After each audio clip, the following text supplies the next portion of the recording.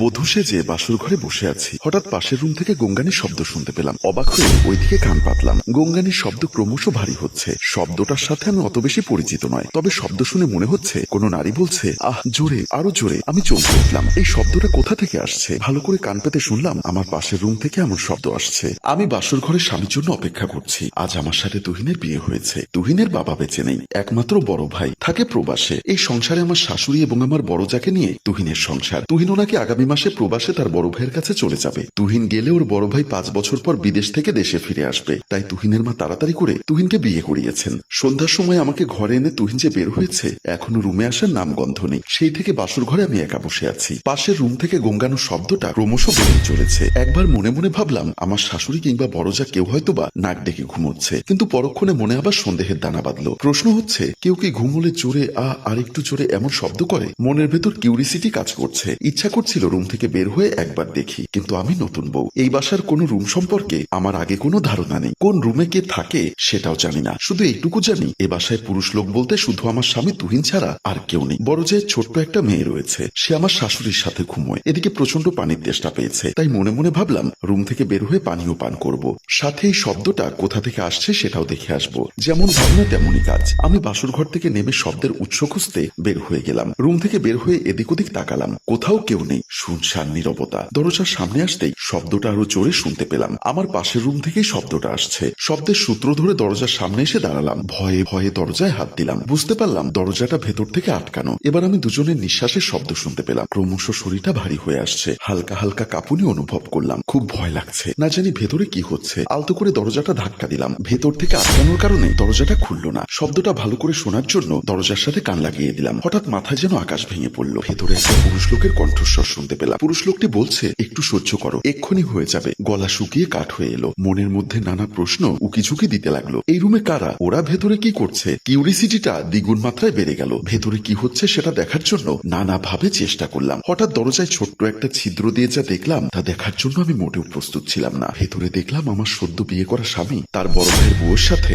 অবৈধ সম্পর্কে লিপ্ত রয়েছে। যা দেখে আমার মাথায় যেন আকাশ ভেঙে পড়ল। সারা শরীর থরথর করে কাঁপছে। এ কি দেখছি আমি? নিজের চোখকে বিশ্বাস করতে পারছিলাম না। তাই আবারও শিওর হওয়ার জন্য সেই ছিদ্র দিয়ে উকি দিলাম। দেখলাম আমার স্বামী তার ভাবির উপর থেকে নেমে গিয়ে বলল, ভাবি এবার তো আমাকে অনুমতি দাও। রুমের স্বপ্নে একা বসে আছে। সে যদি ঘুণাক্ষরেও জানতে পারে তাহলে মহা কেলেঙ্কারি হয়ে যাবে। বড় ভাবি বলল, এখন তো নতুন বউ পেয়েছো, আমাকে তো আর ভালো লাগবে না, কিন্তু একটা কথা মনে রাখবে, আমি কিন্তু প্রতি রাতে তোমাকে চাই। তুহিন আবার বলল, সেটা কিভাবে সম্ভব? আগে না হয় আমি বিয়ে করিনি, তাই তুমি যখন চাইতে তখন তোমাকে সময় দিতাম। এখন তো আমি বিয়ে করেছি, নতুন বউকে তো সময় দিতে হবে। নতুন বউকে আর আমাকে কিভাবে সময় দিবে সেটা তোমার একান্ত ব্যক্তিগত বিষয়, কিন্তু আমার কথা হচ্ছে আমি যেন প্রতি রাতে অন্তত একবার করে তোমাকে পাই। তুহিন কি যেন চিন্তা করে বলল, আচ্ছা ঠিক আছে, সেটা দেখা যাবে, এখন অন্তত আমাকে যাওয়ার অনুমতি দাও। ভাবি বলল, আমার ভীষণ হিংসা হচ্ছে। টেনশন করো না ভাবি, তোমার তুহিন তোমারই থাকবে। এখন আমি আসি। বলেই সে যখন খাট থেকে নামতে যাবে তখন আমি দ্রুত পায়ে নিজের রুমের দিকে চলে আসলাম। বাসর ঘরের সামনে এসে আমার আর বাসর ঘরে উঠতে ইচ্ছা করছিল না, কারণ এই কলঙ্কিত বাসর আমার করতে মন চাচ্ছে না। নিজের অজান্তেই দু চোখ বেয়ে জল গড়িয়ে পড়ল।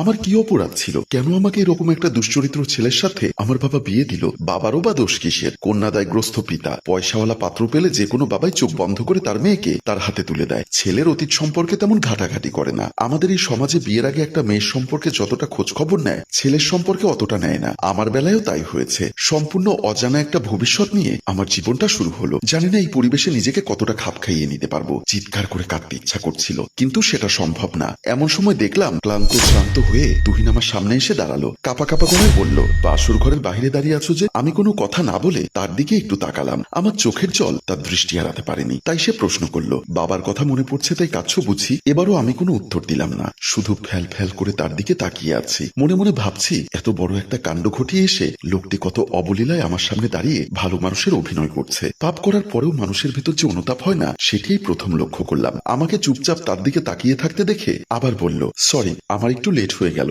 আসলে বন্ধুদের সাথে আড্ডা দিতে দিতে কখন যে এত রাত হয়ে গেল বুঝতে পারিনি। লোকটি এত সুন্দর করে গুছিয়ে মিথ্যা কথা বলছে যেটা আমি কল্পনা করতেও শিউরে উঠছি। সে আবার বলল, বেশি খারাপ লাগলে ঘুমিয়ে পড়ো, কাল সকালে উঠে কথা বলবো। বলেই সে বাথরুমের দিকে ঢুকে গেল। আমার আরো বেশি কান্না পাচ্ছে, কিন্তু অচেনা জায়গায় কাঁদতে পারলাম না। পরদিন সকালবেলা আমার শাশুড়ি নাস্তার টেবিলে এসে দেখলো বড় ভাবি ও তুহিন নাস্তার টেবিলে বসে নাস্তা করছে। আমার শাশুড়ি বলল, নতুন বউ কোথায়? তাকে দেখছি না কেন? তুহিন বলল, স্বপ্ন এখনো ঘুম থেকে ওঠেনি। তুহিনের মুখে এমন কথা শুনে আমার শাশুড়ি কিছুটা অবাক হলো। তাই তাই সে বলল, নতুন বউ এখনো ঘুম থেকে ওঠেনি মানে? ও শরীর খারাপ করেনি তো? বড় ভাবি বলল, হয়তোবা কাল ঘুমোতে ঘুমোতে দেরি করার কারণে আজ উঠতে দেরি হয়েছে, কয়েকদিন গেলে ঠিক হয়ে যাবে। আমার শাশুড়ি বলল, বড় বউ তুমি ওকে ডাক দাওনি? বড় ভাবি বলল, মা আপনি এটা কোন ধরনের কথা বললেন? আমি কেন শুধু শুধু ওদের বাসর ঘরে গিয়ে ডিস্টার্ব করব? আমার শাশুড়ি বলল, সাত সকালে কিসের বাসর? আর ওকে ছাড়া নাস্তা করলে কেমন দেখায়? আচ্ছা তোরা বস, আমি গিয়ে দেখছি। বলেই আমার শাশুড়ি আমাকে ডাকার জন্য আমার রুমের দিকে চলে আসলেন। রুমে এসে দেখলেন আমি তখনও ঘুমিয়ে আছি। উনি আমার মাথার পাশে বসে কপালে হাত রাখলেন। ওনার স্পর্শ পাওয়ার সাথে সাথে আমার ঘুম ভেঙে গেল। এমনিতেই আমি ঘুমলেও ছোট্ট একটা শব্দ হলেও আমার ঘুম ভেঙে যায়। শাশুড়িকে দেখে আমি তাড়াহুড়ো করে শোয়া থেকে উঠে বসলাম। শাশুড়ি মা বলল,